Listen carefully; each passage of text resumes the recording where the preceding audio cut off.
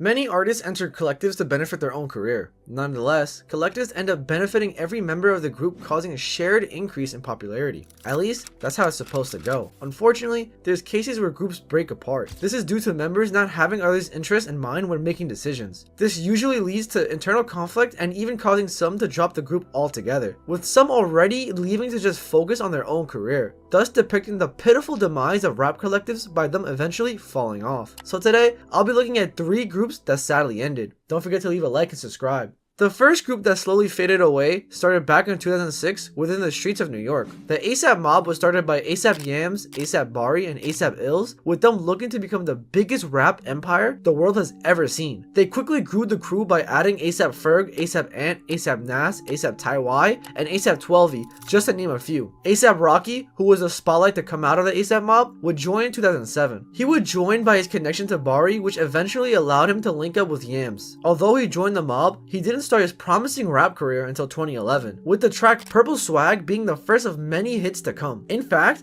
Purple Swag aided in the mob gaining traction of many fans. Rocky would double down on this too, with his track Peso taking the world by storm. It racked up over 125 million streams on Spotify, as well as 75 million views on YouTube. This is what helped put the mob as well as Rocky on the map within the game. However, Rocky can't be the only one to praise for the mob's success, as it was also due to the help from Yams, who owned a pop and Tumblr page at the time. With his platform, he decided to promote Rocky's music, overall exposing him to a wider audience. This was a major success too, since no one knew that Yams and Rocky knew each other. ASAP Yams always had this marketing strategy within his mind when he first started his blog page. He knew that by hiding who he surrounds himself with, he could easily bring up the ASAP members with him. In fact, he even described his page as a fake blog.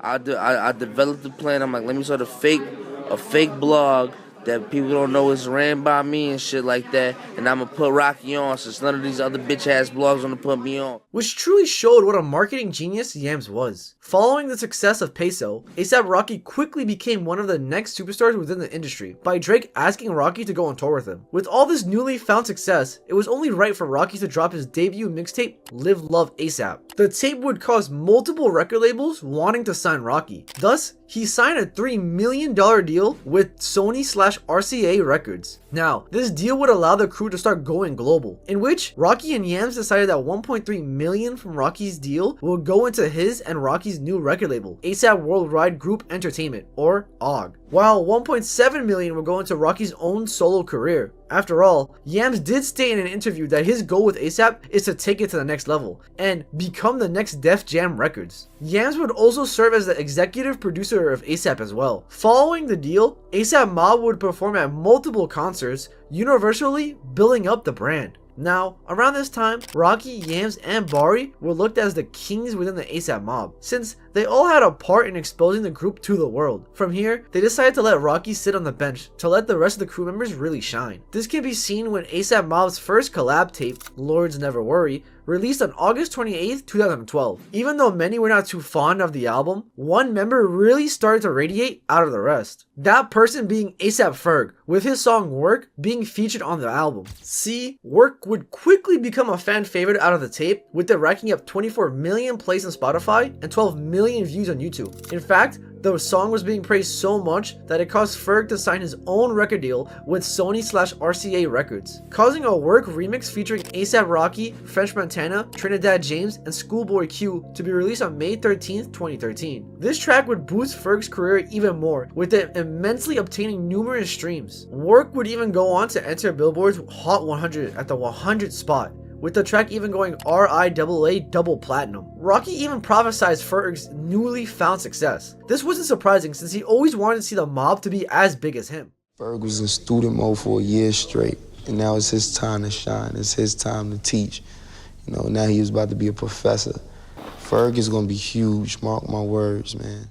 Rocky then announced his debut studio album, Long Live ASAP, which was set to release on January 15th, 2013. This project became an instant success, with it landing #1 on Billboard and selling over 139,000 first week. It also had hits like Fucking Problems featuring Drake, 2 Chainz, and Kendrick Lamar, Wild for the Night featuring Skrillex, and Baby Nam Nam, and Fashion Killer, all accumulating over 1 billion streams on Spotify. In fact, Fucking Problems became a multi-platinum single, with it being nominated for Best Rap Song at the Grammys, as well as landing at the 8th spot on the Billboard Hot 100. Rocky was wasn't the only member depicting the mob's success, because behind the scenes, Ferg was prepping to drop his debut mixtape, Trap Lord. The project dropped on August 19th, 2013, with fans quickly gravitating towards it. Trap Lord went on to sell 32,000 first week and landed on the 8th spot on Billboard. Although Ferg and Rocky aided in the mob's rule over the rap game, ASAP Nas was slowly coming up with a cypher plus some singles, thus causing Yams to begin production of ASAP Mob's debut album, Lord. However, on September 26, 2014, Yams revealed the project will be scrapped.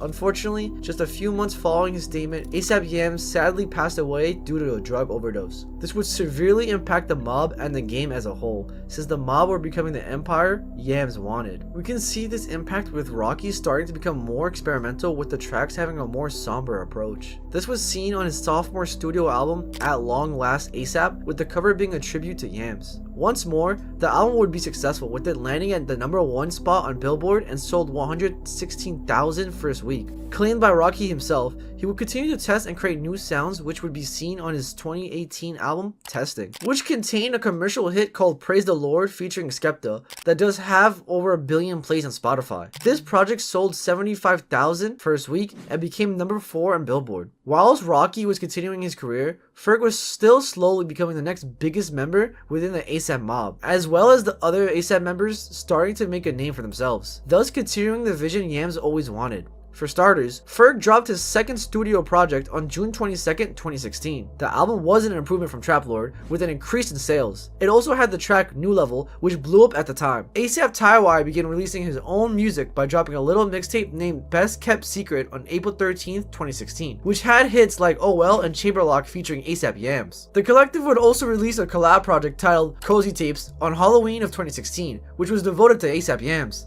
This tape did fairly well commercially, with it landing at the 13th spot on Billboard and receiving 21,000 first week sales. Then following up with Cozy Tapes Volume 2 the next year, and it did better compared to its predecessor. ASAP Ferg would once again take to the spotlight when he dropped his album Still Striving the week prior to Cozy Tapes Volume 2. The album possessed his massive hit Plain Jane. It received over 700 million streams on Spotify, with the remix releasing months later. The album peaked at #8 on Billboard as well. It also went on to sell 25,000 units first week. Now, it seemed like ASAP was on its way to become one of the biggest hip-hop groups within the scene. With multiple hit projects and an exceptional clothing brand, Vlone, started by ASAP Bari in 2017, the reign was seemingly going to last the next 10 years. Despite all the success I've mentioned so far in the video, this is where the story of ASAP Mob begins to take a turn for the worse. It all happened with one of the original members of the group, ASAP Bari, was charged with sexual assault. He was angry at the victim for sleeping with his assistant, so in return, he claimed that she has to sleep with him. Even though she refused from doing so, he pulled his sheets off of her, and after, she fled into the bathroom. Then Bari supposedly threw her out of the hotel fully undressed. Bari's friend would record the beginning of the altercation and decided to post it to expose Bari. The whole situation would take place in London, in which he pleaded guilty within the case. With Bari having multiple other situations take place, he began deteriorating the ASAP name. Following this, Rocky began to diss Bari on stage by calling him a bitch. Vlone lost many collaborations, the biggest being Nike. They would ultimately kick Bari out from the company in 2022, as they were entering a new era for the company. Undeterred by this, multiple ASAP Mob members continued to grow their careers. ASAP 12 finally dropped his debut project 12 on August 4th, 2017, then decided to take a 3-year break, which destroyed his own career. ASAP Taiwai would drop 2 albums within 2019, both not doing crazy numbers. ASAP Ant dropped 7 whole projects between 2018 to 2020, in which he's doing fairly well for himself. Now, continuing on to Ferg, where his reign as one of the top ASAP members carries on with his Floor Seats 1 and 2 projects, which dropped a year apart from each other. Following his 2020 release, the track Move Ya Hips featuring Nicki Minaj and Made in Tokyo off Floor Seats 2 became his highest charting song on Billboard, with it peaking at #19. He would even star in a commercial for the 2018 World Cup. Sadly, things would go south once again when ASAP Ills would begin beefing with Ferg on his Insta story, with him stating, "Ferg ain't ASAP no more. Sorry guys, that dude burnt out. Song's dumb trash. Mr. Anthem can't get it right." This was ironic because, as you probably have noticed, I didn't even mention his name since the start of the video. After all, he was seen as a model rather than an artist. Anyways, he continued to share screenshots between him and Ferg by telling him to stop hitting his line. Even more ironic is Bari would then comment under Ill's post as if he really had a say in the situation. ASAP Nas would then end the rumors about Ferg being kicked out of the group, since amidst this issue, Ferg is still one of the biggest members to come out of the mob. Ferg kind of discussed the problem on his song Big ASAP, where he states, "How you go and kick a leader of ASAP out?" Ferg would then state on Hot 97 that he still is ASAP. Is not in the ASAP mob? Is that a thing? No, that's not a thing at all. It's not a thing. You mean I Ebro? You mean, mean in the future? I am the ASAP mob. Like, I mean, who's been waving his flag, for the past couple years? You can't spell ASAP without saying asapferg.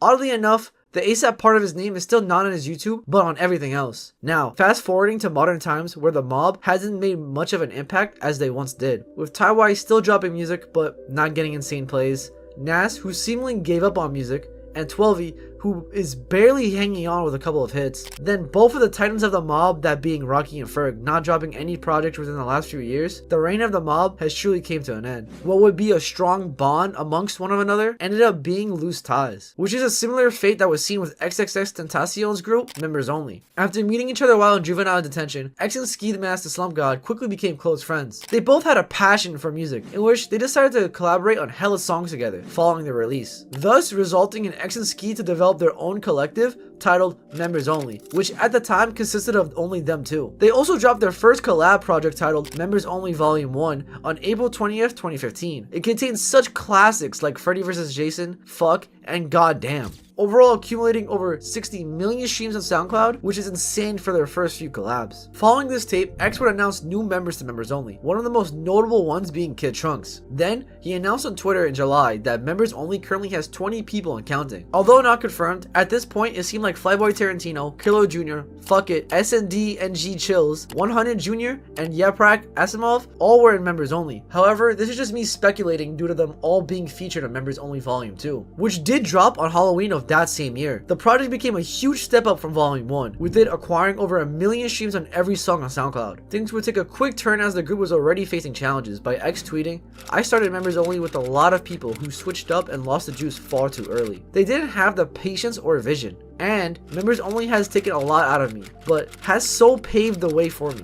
I lost friends, partners, also learned the feelings of betrayal," which wasn't the best way to end 2015. Thankfully, it seemed like the group resolved its issues by going on multiple shows together, and even having X state the collective increased to 30 members in the beginning of 2016. Oddly enough, X would state once more that the group is going to end, but quickly retracted it by announcing that it's not. X would soon after get arrested, causing a massive dead period within the group. Luckily, upon his release, X publicized that Members Only will make its return, alongside Ski Mask tweeting that Members Only is back. It looked like 2017 was going to be a bright year for the collective. This was very much true, because on 20th of February, X's iconic track Look At Me dropped, which severely boosted the trajectory of his career. The single featured X's notorious mugshot, and it racked up over 1.3 billion streams on Spotify. With his newly found fame, X decided to aid the rest of Members Only to reach that mainstream level, by him releasing Members Only Volume 3 on June 26, 2017 under his name, ultimately allowing Members Only to reach new heights, in which they did because the project had hit songs like Curse, What an xxxtentacion, and Off the Wall, all having over 100 million streams. The album highlighted members like Bass Antenna,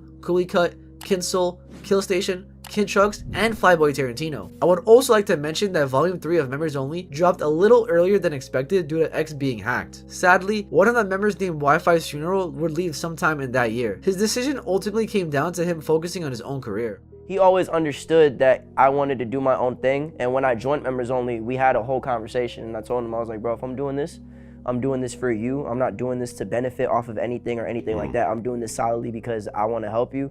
But, I came into this music shit doing my own thing. I want to do my own thing. Unfortunately, Members Only would meet a horrific fate in the summer of 2018, when xxxtentacion was sadly taken away from us on June 18th. This would drastically change Members Only for years to come. Up to this point, it's pretty clear the main reason why the group lasted so long was because of X. Without him, it became increasingly apparent that X was the figurehead that brought them all together, finally revealing the beginning of the end of Members Only. Soon after his death, the members were getting to beef when Ski Mask dropped his sophomore studio album Stokely on November 30th, 2018, in which the intro song So High originally had a Flyboy Tarantino and Kinsol feature. However, Ski Mask decided to remove Kinsol and Tarantino's verses off the track, resulting in Flyboy Tarantino going on multiple Insta lives talking upon the situation. Tarantino argued that Ski Mask had made many songs with him already, so why remove him now? Many members from the collective were on Flyboy's side, with everyone turning on Ski. Ski Mask then clapped back by saying, why is he getting mad over one song when they already have 7 together? Bro, come on now, bro. I ain't nothing but a good friend, bro. We have 7 songs together, my nigga.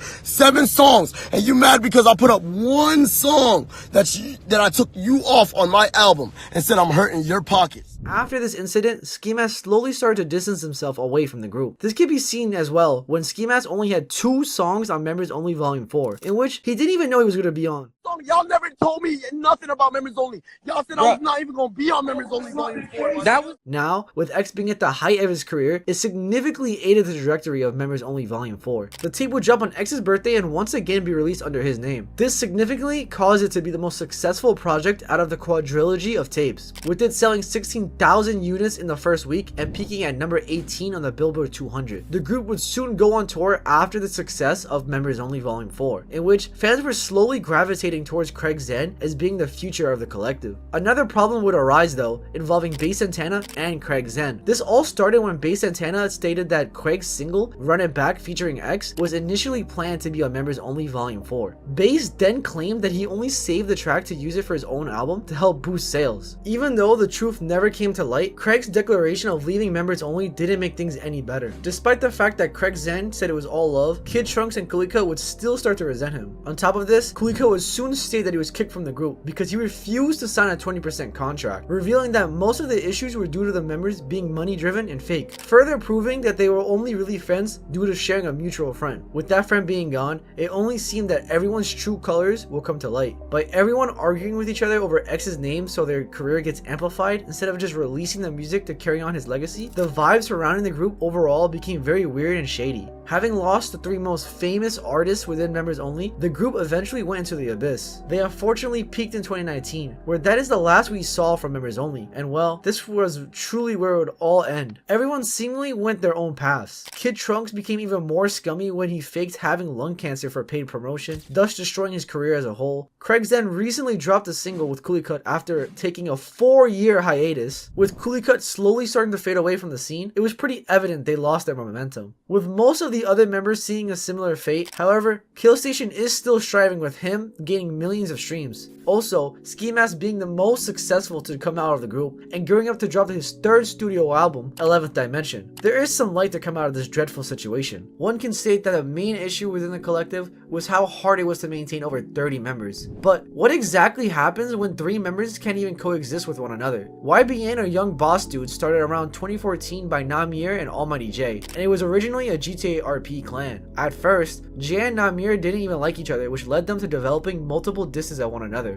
Eventually, it seemed like their beef would start cooling down. They began to freestyle along with their friends while on GTA. This clearly paved the way to drop their first song together on May 26, 2015, titled Hood Mentality, also leading into the beginning of YBN turning into a rap collective. It wouldn't be until 2017 where YBN truly moved from being known as just a gaming clique. On August 21st, 2017 is when ybnnahmir released the track Rubbing Off the Paint, which took the world by storm, with it receiving a World Star music video as well as racking up over 300 million streams. ybnnahmir instantly became a sensation overnight, having everyone set their eyes upon him and his YBN crew. From here is when ybnnahmir took Jay and the rest of YBN to move out to LA. ybnnahmir had huge plans for YBN once they moved, because he stumbled upon someone that would eventually become the most notable member within the group. At the time, being under the alias Entendre, Cordae dropped multiple mixtapes before joining YBN. He knew ybnnahmir and Jay through playing Xbox with them, so it was only right they all wanted to link up whilst in LA. After all, they all were a fan of each other's music, so this obviously set a path for success. Not so long after they met, Entendre changed his name to YBN Cordae and joined the collective. Adding Cordae to YBN would be the smartest move made by ybnnahmir, or that's what he thought. According to Genius, ybnnahmir hyped up his new recruit on his Instagram page with the caption being, "Hey, at YBN Cordae, it's your time, bro. Get my dude to 60,000 followers and we're dropping his first video," in which they did on May 9th, 2018 on Worldstar, and it quickly gained a lot of attention. For starters, it was a remix to one of iconic rappers Eminem's song called My Name Is. Having this be your starting track was a huge risk too, since people could start hating on his career if he ruined such a legendary track. Cordae would stay though, because the remix would be loved by many, and even Eminem fans believe he killed this beat. Before entering his legendary track run, ybnnahmir and Almighty J allowed Cordae to open for the Rolling Loud set later that month. This ended up being his first show too, which is crazy since it was a music festival, overall exposing Cordae to a wider audience and increasing his career. Then Cordae followed up with 2 more singles, Old Guys, which is a response to J. Cole's 1985 track, and Kung Fu, both having world star music videos as well as performing insanely well on Spotify. Almighty Jay and Nahmir are also having an amazing year. For starters, Jay released his first official single called Chopsticks, which was met with immediate success, receiving over 19 million views on YouTube and over 52 million on Spotify. Nahmir was selected to be on the XXL freshman list for that year, thus promoting his artistry even more. Cordae would also attend Juice WRLD's The World Domination Tour in early July. Then, towards the end of the summer, the YBN crew decided to start prepping to release their mixtape YBN. This tape fully dropped on September 7th, 2018, with them already announcing the YBN Takeover Tour. Alongside this, the tape reached number 21 on the Billboard 200. As you could probably tell, 2018 was a substantial year for the collective. It seemed like they were going to rule over the scene for years to come, with each of the members gaining crazy numbers and fleshing out their careers. However, 2019 had room for only one artist out of the three, and that was Cordae. Following his appearance on the Spider-Verse soundtrack in December 2018, he began his crazy feature run by appearing in multiple projects at the beginning of the next year. On top of this, he was revealed to be a part of the XXL freshman list too. Cordae even dropped his highly critically acclaimed debut studio album, The Lost Boy, on July 26, 2019. It peaked at number 13 on Billboard, received 2 Grammy nominations, and sold 25,000 first week. Cordae also announced his first solo tour in November of that year. Sadly, for Nahmir and Jay, the year was having an opposite effect. Beginning with Nahmir, it seemed like he was slowly fading away, with not many focusing on him anymore. He was barely dropping any music in 2019, and it was pretty obvious he was getting outshined by Cordae. As for Jay, he unfortunately got into an altercation where he got beat and his chain snatched, in which his label owner, Jay Prince, eventually called the perpetrators out and got his chain back. Jay would evidently make a good out of a bad situation by releasing his track Let Me Breathe, with him reflecting on the events. 2020 wasn't looking too good for the group either, with Nahmir tweeting out, "They left this YBN shit in the gutter. Remember that. I'll turn it myself." This was referring to the fact Cordae dropped the YBN from his name, in which he explains his decision during an interview. Sometimes as friends, you grow apart and you have like different visions for what you want to do, and that's okay, because it's no love lost. Like I said, I think the world of them. You know what I'm saying? I love Nahmir and Jay to death. He would also explain the fact that the crew did not have any ownership of the YBN title. At the end of the day, it's all love to Nahmir and Jay, but according to Cordae, he needed to better his career. I can't be talking to kids about ownership and all of this, when we pushing this brand that we don't even own. And, obviously, it go without saying, there ain't nothing against Nahmir and Jay. Like, before I, came to the conclusion that, I was going to drop the 3 letters, I called Nahmir and I asked for his blessing.